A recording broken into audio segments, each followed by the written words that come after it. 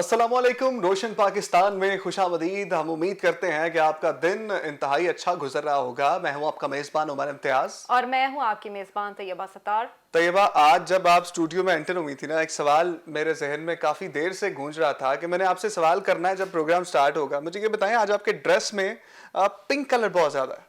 जी बिल्कुल उमर, मैं भी देख रही हूं, मैंने नोटिस किया है कि आपने भी पिंक कलर का जो रिबन लगाया हुआ है। तो इसकी एक ये वजह इसकी एक एक वजह वजह है। है, लेकिन वो वजह जो है वो आप बताइए। बिल्कुल जी, इसकी ये वजह है कि अक्टूबर का महीना चल रहा है और पूरी दुनिया में जहां पर अक्टूबर के महीने में ब्रेस्ट कैंसर अवेयरनेस कैंपेन चलाई जाती है, वहीं पाकिस्तान में भी पिंक रिबन के नाम से जो है वो अवेयरनेस कैंपेन चलाई अवेयरनेस कैंपेन जाती है। चलाई जाती है। बिल्कुल। ये एक इंतहाई अहम दिन की हैसियत से एक इंतहाई अहम महीना मनाया जाता है। आपको पता है पाकिस्तान में जो है वो कितनी तेजी के साथ जो है वो छाती के सरतान के केसेस में इजाफा हो रहा है, बिल्कुल। और हर 9 में से एक खातून को जो है, एक औरत को जो है वो छाती का कैंसर होता है। बिल्कुल उमर, एक तहकीक के मुताबिक पाकिस्तान में जो है हर साल 40,000 से जायद खवातीन जो हैं वो ब्रेस्ट कैंसर की वजह से मौत के मुंह में चली जाती हैं। माहिरीन और डॉक्टर्स का ये भी कहना है कि ब्रेस्ट कैंसर जो है वो लाइलाज नहीं है। अगर बर वक्त तशखीस हो जाए तो इसका इलाज मुमकिन है, लेकिन तशखीस के जो तरीके हैं वो माहिरीन बताते हैं। ये कैंपेन चलाने का मकसद ही ये है कि इसके ज़रिए लोगों को अवेयर किया जाता है कि अगर पाकिस्तान आपको। में तैयबा, मैं ये बताता चलूं कि पाकिस्तान की जो खवातीन हैं वो आसानी से इसका शिकार हो जाती हैं। पाकिस्तान में सालाना जो है वो 90,000 खवातीन जो है वो छाती के कैंसर का शिकार होती हैं। अब तक 1 करोड़ 2 लाख खवातीन को छाती का कैंसर लाहक होने का खतरा है। बिल्कुल, और ये बहुत बड़ा रेशियो है और ये बहुत ही अलार्मिंग सिचुएशन है पाकिस्तान में। इसका जो इलाज है वो मुमकिन है, बिल्कुल मुमकिन है। ये लाइलाज बीमारी नहीं है, लेकिन अगर आपको कोई भी ऐसे सिम्टम आए जिससे आप इस तरफ इशारा हो कि खुदा न खास्ता ये ब्रेस्ट कैंसर की अलामत हो सकती है, तो आपको यकीनन किसी स्पेशलिस्ट से इस हवाले से ज़रूर कंसल्ट करना चाहिए। और उमर, पूरी दुनिया में जो है वो केसेस बढ़ते जा रहे हैं। अब इनकी रीजंस क्या हैं, या कोई जाहिर है हमारी डाइट भी हो सकती है, या फिर जो मौसमियाती सबसे तब्दीलियां पहले हैं तो ये भी आपकी फैक्टर आपको है। अपनी डाइट पे जो है वो खास ख्याल रखना चाहिए। आप अच्छी डाइट लें, प्रॉपर डाइट लें, और डॉक्टर जो प्रिकॉशंस आपको बताते हैं ना इसके बारे में, आपने उनको ज़रूर फॉलो करना है।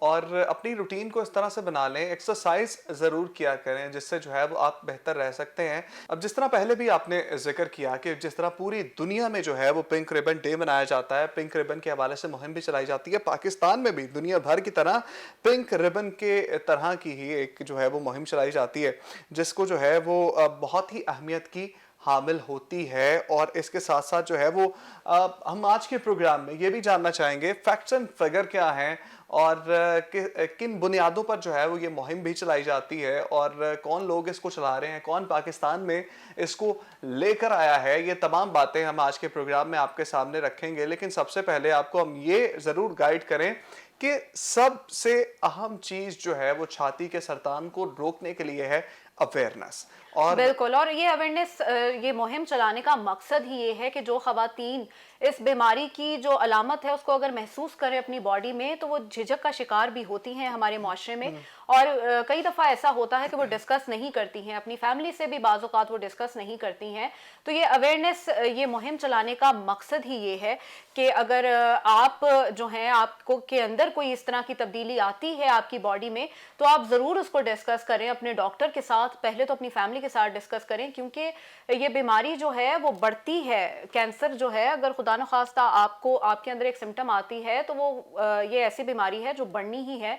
तो इसको अगर अर्ली स्टेजेस पे पकड़ लेंगे डॉक्टर्स, तो इसका इलाज जो है वो मुमकिन है। अब पाकिस्तान में भी इसका इलाज मुमकिन है, कैंसर के हॉस्पिटल्स पाकिस्तान में भी बन रहे हैं, और अब आपको दूर दराज ममालिक में जाने की ज़रूरत नहीं होती। पाकिस्तान में भी जो है वो बआसानी आप इसका इलाज करवा सकते हैं। जैसे पहले भी मैंने जिक्र किया, 9 में से एक खातून जो है उनको जो है वो छाती का कैंसर लाहक होता है। ये एक इंतहाई अलार्मिंग सिचुएशन है। इससे नबर्द आज़मा होने के लिए हुकूमत बहुत ज़्यादा कोशिशें कर रही है, और ये कैंपेन काफ़ी मैसिव तरीके से चलाई जाती है। और जिसमें जो है अब आप देखते हैं कि हर जगह आपको, जिस तरह हमने पिंक रिबन लगाया है मीडिया पर, हर चैनल पर जो है वो पिंक रिबन जो है वो ये अक्टूबर के महीने में जो है वो चलेगा। फिर हैशटैग पिंकटूबर के नाम से जो है वो हैशटैग चल रहे होते हैं सोशल मीडिया के ऊपर, तो ये तमाम चीज़ें जो है वो गवर्नमेंट कैंपेन का हिस्सा होती हैं, जिसमें गवर्नमेंट जो है वो अवेयरनेस लोगों में पैदा करने की कोशिश कर रही होती है कि अगर आपको इस किस्म के कुछ सिम्टम आते हैं तो सबसे पहले आप अपने डॉक्टर से रिजू करें। जिस तरह आपने बात की कि हिचकिचाहट होती है खवातीन बिल्कुल। को, तो जिस तरह से हम एक इस्लामी मुल्क में ज़िंदगी गुजार रहे हैं, तो यहाँ पर खवातीन डॉक्टर्स की रेशियो भी काफ़ी ज़्यादा होती है। तो आप खवातीन डॉक्टर्स को भी चेक करवा सकती हैं और बेहतरीन तरीके से वो कन्वीनियंट वे में आपको इसके बारे में गाइड कर सकते हैं। बिल्कुल और उमर, सबसे इम्पॉर्टेंट बात यह है कि जब खुदा न खास्ता आपको कोई अलामत आती है, इसकी एक्सटर्नली आपकी बॉडी में चेंजेस आते हैं, तो ये वो बीमारी है जिसकी अलामत के थ्रू आप फौरन गेस कर सकते हैं और फौरन से आप डॉक्टर जो है वो पकड़ सकते हैं इस बीमारी को, क्योंकि ये बज़ाहिर जो है वो बॉडी पे ज़ाहिर हो जाती है ना। तो इसलिए जो है वो डॉक्टर्स के साथ कंसल्ट करना बहुत ज़रूरी है। और गुज़िश्ता हमने देखा कि कई सालों से जो है, चूंकि ब्रेस्ट कैंसर के केसेस में बहुत ज़्यादा इजाफा हुआ है, दुनिया भर में जहां इजाफा हुआ है वहीं पाकिस्तान में भी एक बड़ी रेशियो है ख़वातीन की जो हर साल इस बीमारी की वजह से मौत के मुंह में चली जाती है। तो इसीलिए ये कैंपेन चलाई जाती है ताकि आपको अंदाज़ा हो कि ये बीमारी जो है वो कितनी ख़तरनाक है। अच्छा तैयबा, जिस तरह से हम पहले भी जिक्र कर रहे थे कि दुनिया भर की तरह पाकिस्तान में भी छाती के कैंसर के बारे में पिंक रिबन मुहिम चलाई जाती है, और हमारी खुशकिस्मती है कि पिंक रिबन जो मुहिम है उसके CEO उमर आफ्ताब साहब ने हमें ज्वाइन किया है प्रोग्राम में। उमर आफ्ताब साहब, आपको प्रोग्राम में सबसे पहले वेलकम करते हैं। थैंक यू वेरी मच जी। उमर साहब, मुझे ये बताइएगा कि हर 9 में से एक खातून जो है वो छाती के कैंसर का शिकार होती है। सालाना 40,000 खवातीन इस मर्ज से इंतकाल कर जाती हैं। फिर पाकिस्तान में इसकी रेशियो काफ़ी ज़्यादा है। 1 करोड़ 2 लाख खवातीन अब तक छाती के कैंसर में मुब्तला होने के ख़तरे टले मंडला रहे हैं उनके ऊपर जो है। मुझे ये बताइएगा सबसे पहले कि आप ये मुहिम स्टार्ट करने वाले हैं पाकिस्तान में, आपने इसका आगाज़ किया है, सबसे पहले बताइएगा ये मुहिम है क्या? देखिए, यही जैसे आपने बताया कि अनफॉर्चुनेटली जो ब्रेस्ट कैंसर है वो पाकिस्तान में पूरे एशिया में सबसे ज़्यादा है। सही। तो इसी चीज़ को देखते हुए 2004 में इस कैंपेन का आगाज़ किया, और उसकी वजह ये है कि ब्रेस्ट कैंसर जो है ये वाहिद ऐसा कैंसर है जो अर्ली डायग्नोस किया जा सकता है, और इसको अर्ली डायग्नोस करने के जितने सिम्टम्स हैं वो सारे एक्सटर्नल होते हैं। बाकी जो कैंसर हैं वो बॉडी के अंदर ग्रो करते हैं और उनको जल्दी तशखीस करना बहुत मुश्किल होता है। ब्रेस्ट कैंसर के जो सिम्टम्स हैं, जैसे फॉर एग्जांपल कि छाती के किसी हिस्से पे या बगल में कोई गिल्टी का होना, छाती की स्किन के ऊपर रैशेज होना, छाती की स्किन पे डिम्पलिंग होना, किसी तरह का कुछ डिस्चार्ज होना, ये चंद अलामात हैं ब्रेस्ट कैंसर की। तो क्योंकि ये अर्ली डायग्नोज हो सकता है, और अगर ये अर्ली डायग्नोज हो तो इसमें जो बचने के चांसेस हैं वो 90% से ज़्यादा हैं। तो यही वजह है कि इस कैंपेन का आगाज़ किया गया, और ये इंफॉर्मेशन, और अच्छा फिर इसको अर्ली डायग्नोज करने के फिर और जो कुछ थोड़े से सिंपल स्टेप्स हैं, फॉर एग्जांपल कि 16 साल से ऊपर की बच्चियां या ख़वातीन जो हैं वो महीने में एक दिन कोई मखसूस करें और वो अपना छाती का खुद मुआयना करें, सेल्फ एग्जामिनेशन करें। वो उसको हाउ टू डू दैट वो हमारी वेबसाइट पे भी अवेलेबल है, यूट्यूब पे भी बहुत ज़्यादा सिंपल एनिमेटेड वीडियोस अवेलेबल हैं जिससे पता लगता है कि इजीली छाती के सेल्फ एग्जामिनेशन किस तरह करना है। अच्छा, दूसरा स्टेप जो है वो ये है कि जो 30 ईयर और प्लस की जो खवातीन हैं वो 2 साल में एक दफ़ा किसी भी डॉक्टर से अपना क्लिनिकल मुआयना जो है वो करवा लें, और 40 साल से जो ऊपर की खवातीन हैं वो 2 साल में एक दफ़ा अपना मैमोग्राम जो है वो करवा लें। तो ये सिंपल स्टेप्स जो हैं इनसे अर्ली डायग्नोज किया जा सकता है, और अगर अर्ली डायग्नोज हो तो बहुत कम ट्रीटमेंट या बहुत कम जल्दी सेहतयाब हो सकती हैं। एग्जैक्टली। अच्छा डॉक्टर साहब, मुझे ये बताइएगा, जिस तरह आपकी बात से एक बात निकली है, आपने कहा कि डायग्नोस हो जाता है, और 16 साल की लड़कियों को क्या करना चाहिए, 30 साल की लड़कियों को क्या करना चाहिए, मुझे ये बताइएगा कि वजूहात क्या होती हैं ब्रेस्ट कैंसर होने की? ये एक ऐसा सवाल है कि जो हर खातून के जहन में होगा। देखिए, एक तो ये है कि अब तक अनफॉर्चुनेटली कोई ऐसी एक वजह जो है वो मेडिकल साइंस आइडेंटिफाई नहीं कर सकी कि ये एक वजह है जिससे बचाव कर लिया जाए। तो ब्रेस्ट कैंसर नहीं होगा। हैविंग सेड दिस, लेकिन कुछ ऐसे नोन फैक्टर्स हैं जैसे वज़न का ज़्यादा होना, अर्ली पीरियड्स का शुरू होना, लेट मीनोपॉज होना, सिगरेट का इस्तेमाल, अल्कोहल का इस्तेमाल, चंद यानी इस पे कोई 5% रिस्क जो है वो जेनेटिक्स का है कि फैमिली हिस्ट्री है, तो वो एक रिस्क फैक्टर है। बट मतलब फिर हैविंग सेड दिस, ये कि अब हम ये देखते हैं कि बहुत सारे ऐसे ख़वातीन में ब्रेस्ट कैंसर डायग्नोज हो रहा है जिनमें से कि कोई भी रिस्क फैक्टर जो है वो मौजूद नहीं होता। सो ये एक थोड़ी अनयूजुअल सिचुएशन है। मतलब दुनिया में जो एवरेज एज है ब्रेस्ट कैंसर की वो 55 साल है। सही। पाकिस्तान में हम ये देख रहे हैं कि जो एवरेज एज है वो 35 साल है। और हैविंग सेड दिस, यंग बच्चियों में ब्रेस्ट कैंसर बड़ी तेजी से फैल रहा है, जैसे कि 16, 17, 18 साल की एज में। तो ये अगेन एक बड़ी अनयूजुअल सिचुएशन है। सही। उमर साहब ये बताइएगा कि जैसे आपने बताया कि बहुत अर्ली एज में भी जो है वो इसके खतरात लाहक हो सकते हैं, तो क्या फैमिली हिस्ट्री भी इसमें, कोई फैमिली हिस्ट्री का भी किरदार है? अगर खुदा न खास्ता आपकी फैमिली में किसी को ब्रेस्ट कैंसर होता है तो कितने % चांसेस होते हैं कि वो आगे आपके किसी फैमिली मेम्बर में भी वो बीमारी आ जाए? जी, फैमिली हिस्ट्री से 5% जो है वो तकरीबन रिस्क फैक्टर जो है वो बढ़ जाता है। सही। बट लेकिन अगेन ज़रूरी नहीं है कि वो ज़रूर हो। अच्छा, और उसके लिए भी ये है कि BRCA1, BRCA2 टेस्ट अब अवेलेबल हैं, पाकिस्तान में भी हो रहे हैं। तो अगर किसी को फैमिली हिस्ट्री हो ब्रेस्ट कैंसर की तो वो BRCA1, BRCA2 टेस्ट करवा सकता है और उससे क्लैरिफाई हो जाएगा कि उसको जेनेटिकली जो रिस्क है वो तो नहीं है ब्रेस्ट कैंसर होने का।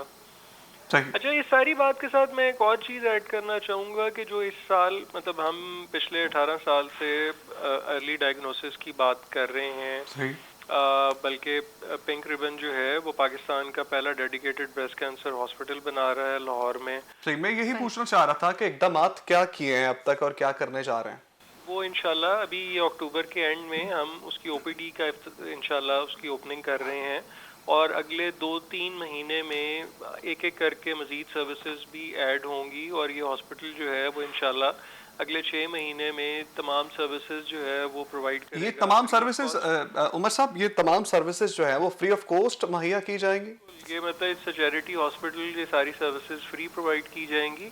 अच्छा, मैं इसके साथ एक चीज़ और ऐड करना चाहूँगा, वो ये कि अर्ली डायग्नोसिस की बात बिल्कुल इतने साल से हो रही है। हॉस्पिटल भी पिंक रिबन जो है उसने बनाया है और वो भी शुरू होगा इंशाल्लाह। लेकिन इस साल जो हमारी कैंपेन है उसमें हम एक चीज़ को और हाईलाइट कर रहे हैं, वो है हेल्दी लाइफस्टाइल। क्योंकि देखिए जो मेडिकल साइंस अब हमें ये बता रही है कि कैंसर और ब्रेस्ट कैंसर 40% जो रिस्क है उसको कम किया जा सकता है लाइफस्टाइल चेंज से।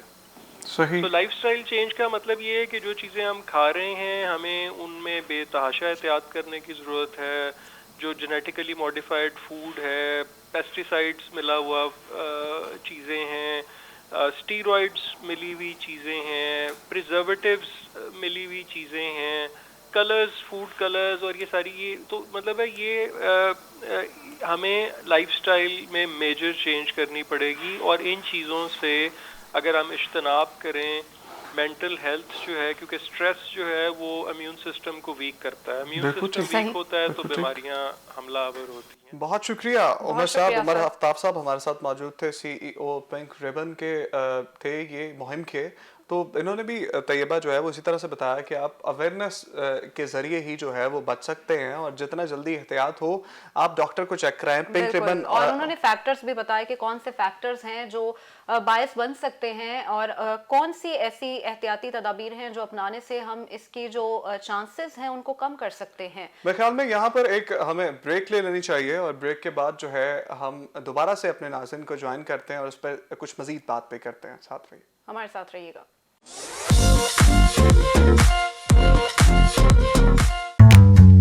खाना देसी हो या कॉन्टिनेंटल,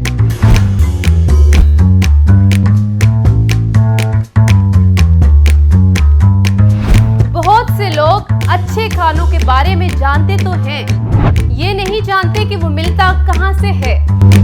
मैं आपको लेकर चलूंगी वहां जहां मिलते हैं लजीज खाने।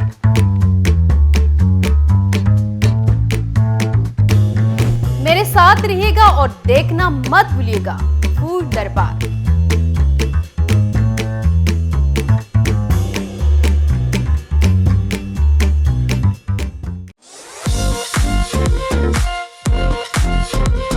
वेलकम बैक नाजरीन, रोशन पाकिस्तान में एक बार फिर से आपको वेलकम करते हैं। छाती के सरतान के हवाले से हम बात कर रहे थे और पिंक रिबन का महीना मनाया जा रहा है और पिंक रिबन मुहिम चलाई जा रही है। बिल्कुल ऐसे ही है, मुहिम चलाई जा रही है पूरे पाकिस्तान में। और बात हो रही थी सर्वाइवर्स की। हम लोगों ने जब ब्रेक पर गए तो हमने सर्वाइवर्स के हवाले से भी बात की कि बहुत से ऐसे अफराद हैं जो खुशकिस्मत भी होते हैं और जिनको बर वक्त अगर वो तशख़ीस हो जाए उनकी बीमारी की तो उनका इलाज जो है, इलाज के बाद वो एक हेल्दी लाइफ अपनी गुजारते हैं। ऐसी ही एक सर्वाइवर हैं, ब्रेस्ट कैंसर सर्वाइवर हमारे साथ लाइन पर मौजूद हैं। नायरा मलिक साहिबा उनका नाम है। नायरा मलिक साहिबा, आपको खुशामदीद कहते हैं प्रोग्राम में। जी बहुत शुक्रिया तैयबा, उमर, कैसे हैं आप लोग? ठीक हैं जी बिल्कुल ठीक है। नायरा के बारे में बताता चलूं कि नायरा जो है वो एक अदद एंकर भी हैं और आजकल सोशल मीडिया पे काफ़ी इनकी चर्चे भी काफ़ी हो रहे हैं। बिल्कुल, और ये ब्रेस्ट कैंसर अवेयरनेस के हवाले से जो है वो मुहिम भी चला रही हैं। नायरा, सबसे पहले तो ये बताइए कि जब आप में कैंसर, ब्रेस्ट कैंसर की तशख़ीस हुई थी तो क्या इब्तदाई अलामात थी आपके, जो आपकी बॉडी में चेंजेस आए थे, क्या अलामात आई थी आपकी बॉडी में? तैयबा, ये जो आप क्वेश्चन पूछ रही हैं ना, ये तो पुराना हो चुका है। पुराना इस लिहाज से कि मैं तो अल्हम्दुलिल्लाह, जब आप सर्वाइवर की बात कर रही हैं तो सर्वाइवर की मुझे नहीं पता अब आपने पिक्चर लगाई है कि नहीं लगाई। अगर इतनी खूबसूरत आजमाइश हो अल्लाह पाक की तरफ से तो उसे बीमारी नहीं कहती मैं कहती हूँ कि ये जो टेन्योर है हमारा इस दुनिया में, अल्लाह पाक ने हमें इस दुनिया में भेजा है, वो जो परफॉर्मेंस है वो उसको देख रहा है और ये उसकी मर्जी है कि उसने बीमारी दे के देखना है, पैसा दे के देखना है, लेकर देखना है, नेमत दे के देखना है या लेकर देखना है। तो मेरे साथ भी कुछ ऐसा ही हुआ है। अब आपने जो क्वेश्चन किया है वो मैं आपको इस तरह से नहीं बताऊंगी कि मैंने क्या क्या फेस किया, क्योंकि इसलिए मैंने कहा कि ये पुरानी बात हो चुकी है, क्योंकि मैं तो अब ठीक हो गई हूँ। बेसिकली नायरा, हम चाह रहे थे कि हमारे ऑडियंस को ये पता चल सके कि कौन सी एक सर्वाइवर के थ्रू उनको बहुत ज्यादा पता चलेगा क्लियरली कि क्या सिम्टम्स आती हैं एक ब्रेस्ट कैंसर के पेशेंट के अंदर शुरू में। इसमें हुआ ये है तेवा कि जब मैंने जो सारी चीजें फेस की है ना, तो मैंने ऑलमोस्ट अपना इलाज खुद करवाया है, खुद डिसीजन लिए हैं। सही। तो उसके बाद मेरे अंदर एक जो कह लें फीलिंग उजागर हुई है, जो मैंने महसूस किया है। लोगों को पता होना चाहिए कि उनको पहला स्टेप क्या उठाना है। और तैयबा, मुझसे जो खातीन या फिर बाज खातीन के हस्बैंड, बाज खातीन के फैमिली मेंबर्स राब्ता करते हैं ना, उनका सबसे बड़ा मसला ये उनको पता ही नहीं है कि पहला स्टेप करना क्या है। तो first of all, as a survivor या जो चीजें मैंने फेस की हैं, उसमें सबसे पहले ये जानना बहुत जरूरी है कि आपको अगर कोई अलामत महसूस होती है या नहीं होती है तो आपने सबसे पहले मैमोग्राफी करवानी है। मेरी तो उम्र बहुत कम है, 40 इयर्स के बाद जो खातीन है वो लोग समझते हैं कि सिर्फ उनको ही करवाना चाहिए। नहीं, जो उससे कम उम्र की खातीन है उनको खुद से चेक करना चाहिए और अगर उनको ऐसा कुछ डिफरेंस महसूस हो रहा है तो उनको डेफिनेटली डॉक्टर के पास जाना चाहिए। 40 ईयर के बाद तो मैमोग्राफी होती ही होती है। प्लस कोई भी कैंसर हो आपको, वो उस वक्त अपनी अलामात जाहिर करना शुरू करता है जिस वक्त वो एक्सट्रीम स्टेज पे पहुंच चुका होता है।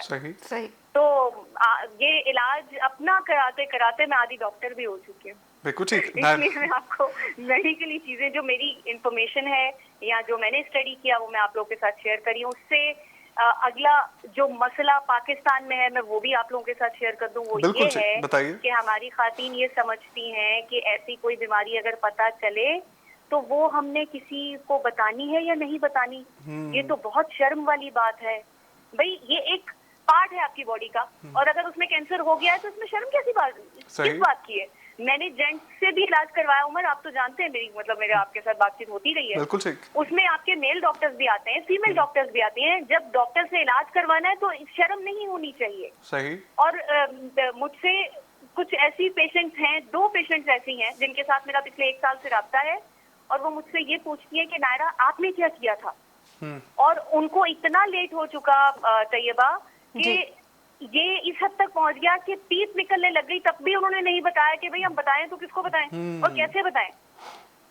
तो जिंदगी से ज्यादा लोग शर्म को नायरा, तवज्जो देते हैं नायरा सवाल ले लीजिए। मुझे ये बताइएगा कि आपने कहा कि ख़वातीन जो है वो बताने से डरती हैं, तो जब एक बार ये मर्ज लाहक हो जाता है, चूंकि आप जो है वो सर्वाइवर हैं, मुझे बताइएगा कि फिर माशरा किस तरह से देखता है, लोग किस तरह से डील करते हैं, क्योंकि आपने सर्वाइव किया है, आपने तमाम रंग लोगों के देखे होंगे, तो बताइएगा कि किस तरह से मैनेज करती थी आप ये चीज़ें।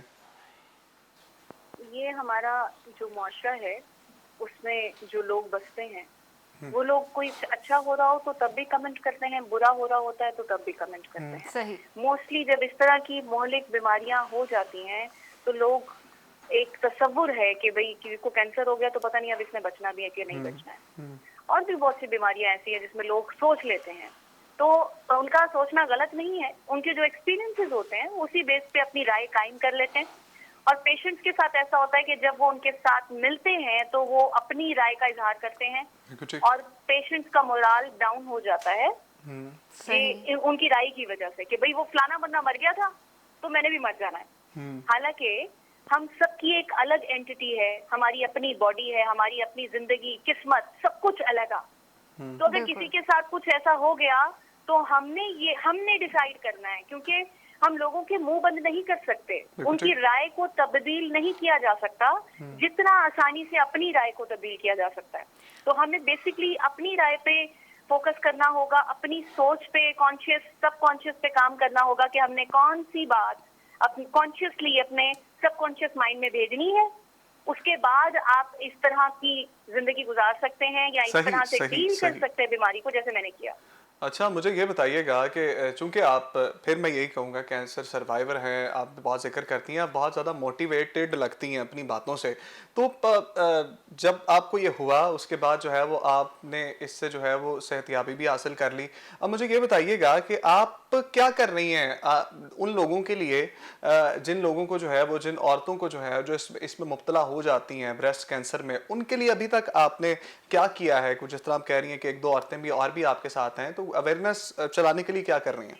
यूजुअली अभी ऐसा है कि मैं तकरीबन 2 महीने पहले से इस पे प्रॉपरली मैंने वर्किंग शुरू की है, लेकिन ड्यूरिंग कैंसर जब मेरी कीमो भी लग रही थी, रेडिएशन भी थी, जो मैं कर सकती थी, जो मैं फेस कर रही थी, वो मैं लोगों के साथ शेयर कर रही थी through my YouTube channel, Naira Malik के नाम से है।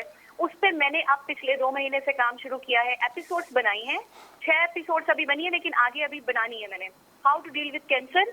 लेकिन वो कोई भी बीमारी हो उसमें सारी यही कंडीशन होती है या इसी तरह से डील करना होता है, जैसे कि मैंने उन वीडियोस में बताया हुआ है। प्लस ब्रेस्ट कैंसर की अवेयरनेस के हवाले से जितना मैं कर सकती हूँ करती हूँ। लोग, पेशेंट्स मेरे साथ जो राब्ता करती हैं, उनको कोई सही गाइडलाइन प्रोवाइड कर दी, या फिर अभी स्कूल कॉलेजेस में मेरा है इरादा, अभी बात चल रही है मेरी, वहाँ पे जितना ज्यादा मैं बता सकूं, अगर इस साल उस तरह से नहीं तो नेक्स्ट ईयर मेरा इंशाल्लाह ये ख्वाब जरूर पूरा होगा। अच्छा, आपने जिक्र किया भी how to deal with cancer, तो how to deal with cancer हमारे ऑडियंस को भी बताइए नायरा कि किस तरह से विल पावर का स्ट्रॉन्ग होना ज़ाहिर बहुत ज़रूरी है इसमें, और बहुत सारा खौफ भी होता है जाहिर है, तो खवातीन को आप इस हवाले से मैसेज क्या देना चाहते हैं? How to deal with cancer, ये बताइए।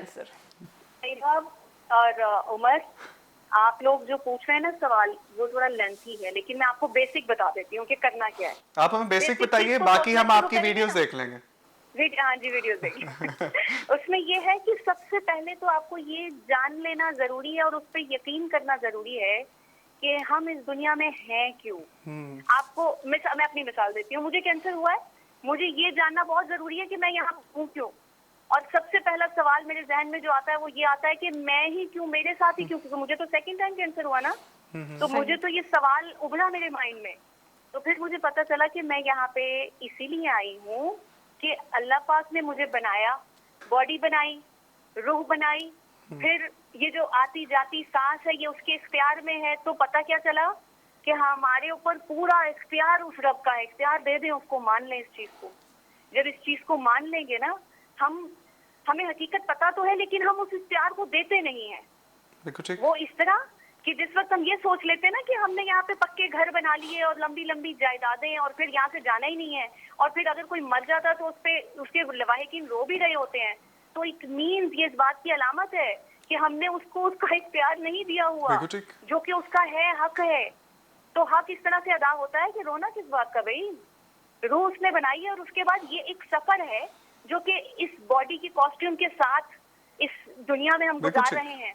बिल्कुल तो इस ठीक। बॉडी को हमने रिपेयर करना है। First thing is this. दूसरी चीज पे आ जाते हैं, जब ये चीज आपके माइंड में बैठ जाएगी ना कि ये इख्तियार है। अब जब लड़का लड़की को मोहब्बत होती है ना, जी मैं आपको उसको आसान अल्फाजों में बताऊं, जी। तो लड़की कह रही होती है मेरा सार हर चीज पर तुम्हारा इख्तियार है, मेरी रूह पर तुम्हारा इख्तियार है, मेरी बॉडी पर, और मेरी ये जो मैं जिंदगी गुजारी हूँ उस पर तुम्हारा इख्तियार है। कहते हैं ना इस तरह। बिल्कुल ठीक। इसी तरह जिस वक्त अल्लाह से मोहब्बत और बनाने वाले से मोहब्बत का आपको इदराक हो जाता है, तो पहली चीज ये होती है, तो जब आप इख्तियार ही दे देते हैं तो फिर उसकी हर होने वाली चीज, उसकी हर दी हुई चीज पे यकीन हो जाता है कि भाई जब इख्तियार उसका है तो देखना है, उसको बिल्कुल ठीक। भुगतना है, बिल्कुल ठीक। बिल्कुल ठीक। उसको निमटना है, और अच्छा। वो देख रहा है कि ये परफॉर्म कैसे करेगा। बिल्कुल सही। नायरा, मेरा बंदा है, मैंने इसको जिंदगी दी है। सही। नायरा, तो ये perform बताइए कैसे करेगा? बताइए कि जाहिर है इतनी बड़ी बीमारी के को फेस करना, इलाज वगैरह सब, मेंटली इंसान बहुत ज़्यादा स्ट्रेस में आ जाता है। जाहिर है वो बंदा इमेजिन, एक नॉर्मली हम जैसा बंदा या कोई नॉर्मल इंसान जो है इमेजिन नहीं कर सकता कि कितनी तकलीफ और कितना खौफ भी शामिल है इसके इलाज में, जो आपकी बॉडी जो है उसमें कितने सारे चेंजेस आते हैं। तो फिर अपनी मेंटल हेल्थ को जो है वो उसके लिए क्या करना चाहिए एक कैंसर, ब्रेस्ट कैंसर पेशेंट को? तैयबा, ये परसेंटेज मेरी अपनी बनाई हुई है। 30% इसमें मेडिसिन काम करती है, 70% आप मेंटली तौर पे अगर ये चीज मान लेंगे जो मैंने अभी आपके साथ शेयर की है, तो आप इस बीमारी का मुकाबला कर सकते हैं। बिल्कुल ठीक। बिल्कुल सही। आपके मैं तो मुझे मेरे फ्रेंड्स इर्द गिर्द लोग पता क्या कहते थे ये इसने कैंसर को तो नजला जुकाम समझा हुआ। अच्छा। आप मेरी अगर वीडियोस देखें यूट्यूब पे, तो यूट्यूब पे मेरे रेडिएशन के मास्क लगे हुए थे तो मैं वीडियोस बना रही थी। नहीं, आप एक बहुत ही मैं बाहिम्मत सुबह घूमने खातून फिरने भी जाती थी, बहुत वॉक के बाहिम्मत लिए भी खातून जाती है। थी। शॉर्टली मुझे ये बताइएगा कि चूंकि आपको 2 बार हुआ है, और मुझे ये बताइएगा दोबारा कितने चांसेस होते हैं अगर एक बार हम लोग इसको इससे जो सेहतियाब हो जाते हैं, कोई खातून इससे सेहतियाब हो जाती है, तो कितने % चांस हैं, या वो क्या मुहर्रकात हैं जिनसे जो है वो दोबारा ये हो सकता है? उमर, जब आप जो मेरा एक्सपीरियंस है वो ये है कि डॉक्टर्स के पास आप जाते हैं और कैंसर होना, तो वो आपको वजह कभी भी नहीं बताते।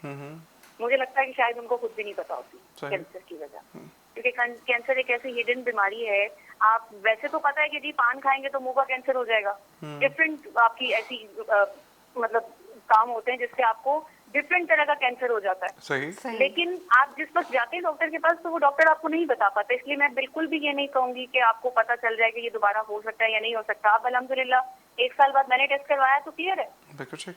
तो ये मुझे लगता है कि ये तो प्रॉपर एक वे है अल्लाह पाक के आजमाने का। मतलब ये किसी बीमारी। भी वक्त जो है तो वो कैंसर दोबारा एकदम हो से सकता होती है, ना आपकी बॉडी में, कहीं से भी हो सकता है। किसी भी वक्त दोबारा हो सकता तो है। इसमें सबसे ज्यादा इंपॉर्टेंट सेल्फ एग्जामिनेशन है कि वो आप करते रहें वक्त के साथ साथ। ठीक है। Self बहुत बहुत examination बहुत बहुत शुक्रिया शुक्रिया नायरा। नायरा नायरा, बहुत मलिक शुक्रिया। हमारे साथ मौजूद थी, और बहुत शुक्रिया। ईगल आई कैंपेन की मौजूद थी नायरा मलिक हमारे साथ थी, और उन्होंने भी बताया कि किस तरह से इसको जो है वो हमने रोकना है और किस तरह से अवेयरनेस पैदा करनी है। और सबसे पहली चीज़ जो होती है सेल्फ एग्जामिनेशन। उमर साहब ने भी हमें यही बताया और नायरा ने भी यही ये बताया। बहुत इंपॉर्टेंट है सेल्फ एग्जामिनेशन।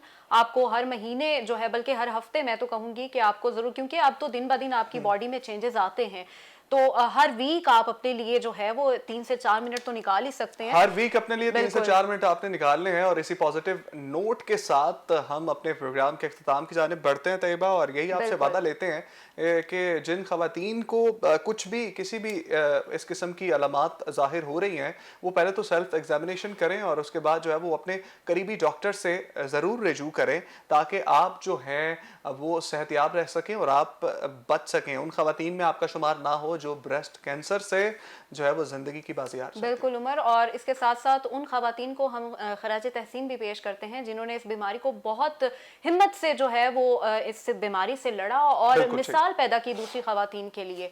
तो इसी पॉजिटिव नोट के साथ आपसे इजाज़त चाहते हैं। अपनी कीमती राय से हमें ज़रूर आगाह कीजिएगा। इंशाल्लाह एक नए टॉपिक के साथ आपके सामने फिर हाजिर होंगे। तब तक के लिए अल्लाह हाफिज। अल्लाह हाफिज।